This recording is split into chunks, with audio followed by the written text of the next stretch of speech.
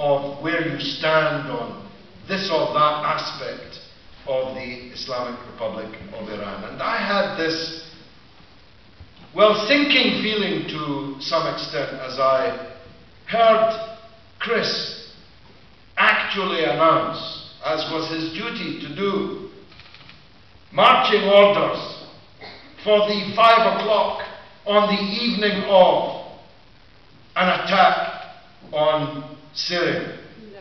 This is what we've come to.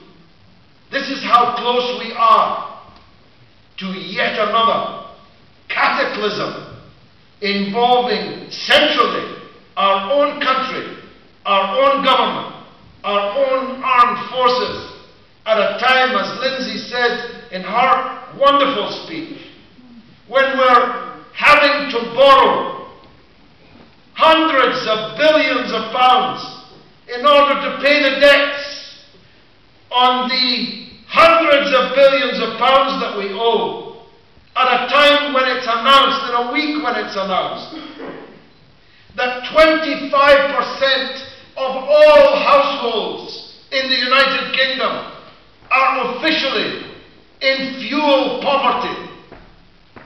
At a time in the week when it was announced by the Institute for Fiscal Studies in the wake of the Chancellor of the Exchequer's autumn statement that another 100,000 children in Britain had officially joined the register of those in child poverty.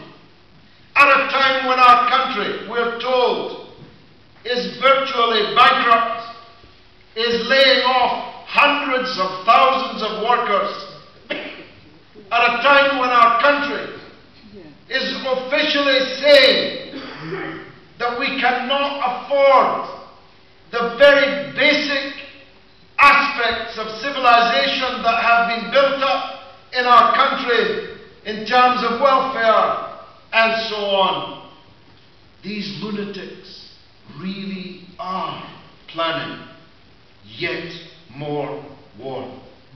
The sense of deja vu I had as Abbas laid out all the fakes and fabrications and forgeries and laptops. Didn't you just think back, those of you old enough to remember, to the dossiers, to the presentations at the United Nations, the mobile laboratories that never were, the palaces that were supposedly built on top of nuclear, chemical and biological arsenals in Iraq. As you heard Abbas talk about these fabrications and those behind them, didn't you just see the same parade of ghouls? Many of them, their faces waxed with fake grief, wearing their ever larger poppies ever earlier, standing at the Senator just a few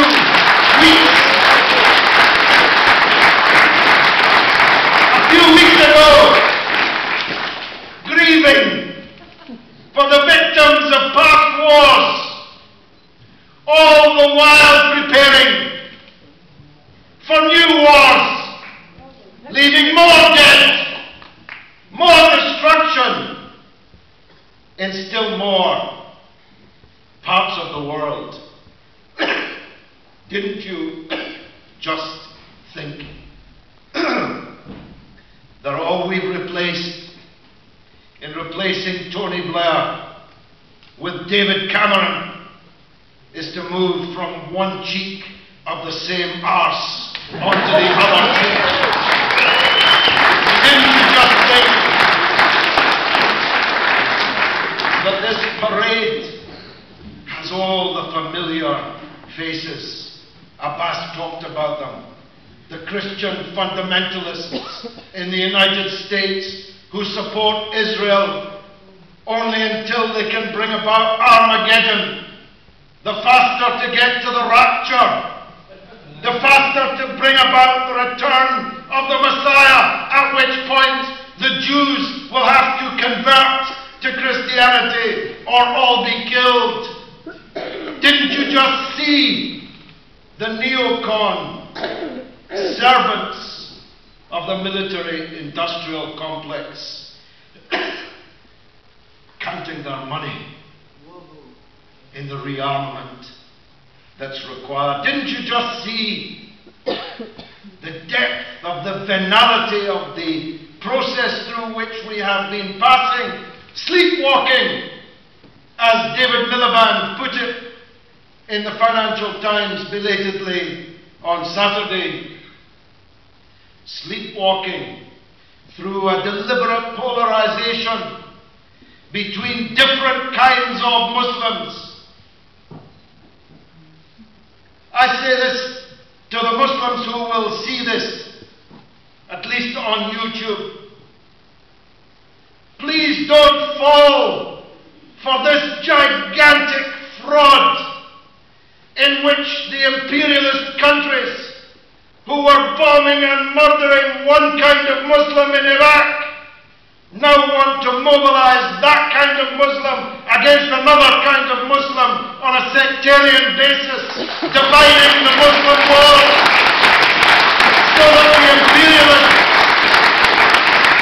who hate all the Muslims, who hate all Islam, who have never done rubbishing the religion, but now want Muslims in the Gulf and far beyond to believe that this new war will be a war against Johnny Shiites and that they jolly well ought to join Uncle Sam and John Bull in killing the Shiites. Don't be fooled again. Once they've dealt with the Shiites, they'll deal with you.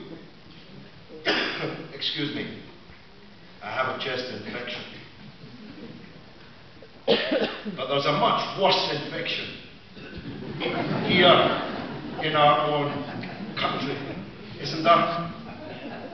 The Guardian front page revealed just a couple of weeks ago, I happen to know, directly briefed by the British Ministry of Defence to the effect that if the shooting starts, that British assets in the Gulf will be used. We're already signed up to this war, as the Stop the War Coalition correctly predicted. For years before it started, we were secretly signed up to the war on Iraq. And what a success that has been. 1 million Iraqi dead, 3 million Iraqis driven into exile, Iraq broken into pieces, perhaps never to be put together again, broken into sectarian statelets, each with their own private army. 1 million dead Iraqis, on top of the 1 million dead Iraqis killed by the sanctions that, as Lindsay said, weren't an alternative to war, but were a prelude to war, just like the sanctions on Iran are a prelude to war. The fake outrage at 30 students getting over a wall in Tehran, my God, during the student demonstrations here in London.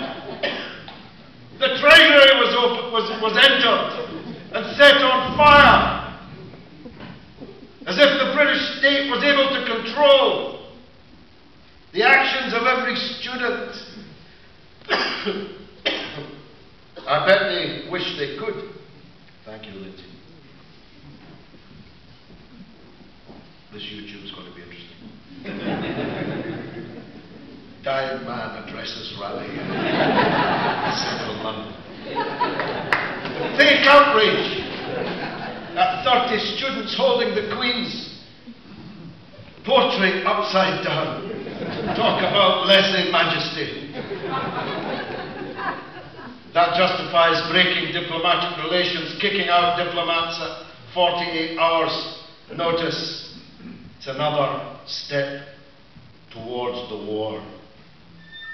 Right now, this evening, Western officials are sitting with those friends of liberty in the Gulf Cooperation Council, those friends of liberty, the rulers of Saudi Arabia, the rulers of the United Arab Emirates, of Qatar and Kuwait, where there's no democracy or freedom or human rights of any kind, planning another war.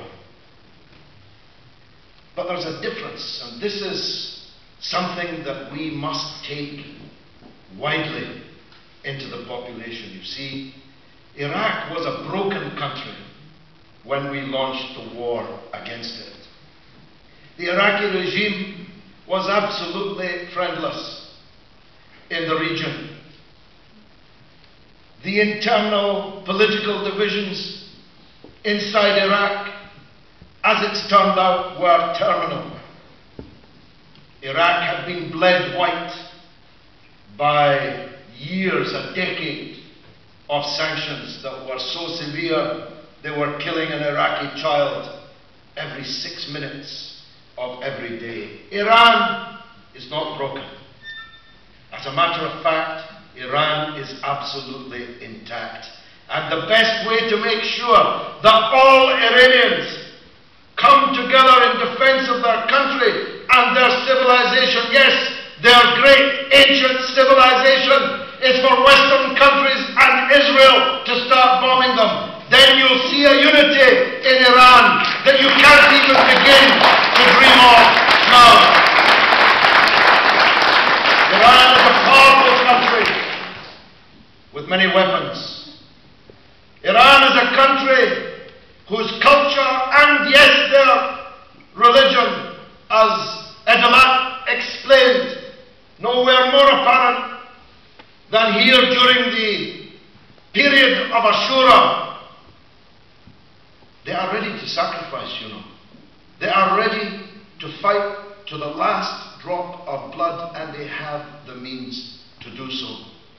If Iran is attacked by Israel, which seems the most likely, this will be regarded by Iran as an attack by the United States of America, because no such attack could possibly happen without the permission of the United States of America. Treated as an attack by the United States of America, then the satrapies of the Gulf, the potentates, the kings and the sheikhs on whose soil the American army sits in such profusion, whose airspace will be used for such an attack, whose waters will be used for the naval assets for such an attack, will immediately themselves become subject to Iranian retaliation. The Persian Gulf will be on fire, never mind blocked Abbas. The Straits of Hormuz will be on fire. The allies of America in the Gulf will be on fire. Iran will answer, directly and indirectly, in the Gulf, and nowhere more than inside Iraq. You see, some schoolboy theoreticians and strategists appeared not to know that when they broke Iraq, they made Iran fantastically more powerful in Iraq. And that's where Iran will answer first and foremost. So if you want to know what it will be like for the thousands of American soldiers still inside Iraq, imagine the film Zulu, but without a happy ending, because the answer will come in Iraq, in the Gulf, in Lebanon, in Palestine. Iran will use all of its assets and mobilize all of its strengths. And if you think we've got an economic disaster on our hands in Britain now, just you wait to see what happens when the oil stops flowing and the Gulf starts burning. We have to press the emergency button now. And that's what the Stop the War Coalition is doing. Spread the word.